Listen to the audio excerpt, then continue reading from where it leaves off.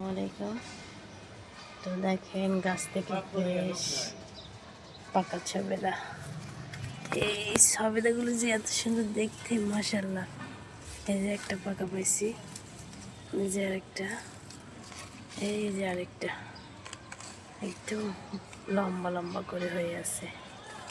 মাশাআল্লাহ, সবেদাগুলা মানে হাত দেওয়ার সাথে সাথে একটা পাকনা পাইছি।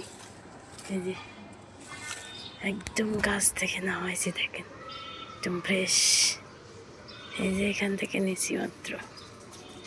আর এগুলা খেতে যে কত সুস্বাদু সেটা বলে আর বোঝাইতে পারবো না। মানে একদম পক্ত, মানে বাতি হয়ে গেছে। তো এই তো, সবাই ভালো থাকবেন। আর ভিডিওটা কেমন হচ্ছে সবাই কমেন্ট করবেন। আল্লাহ।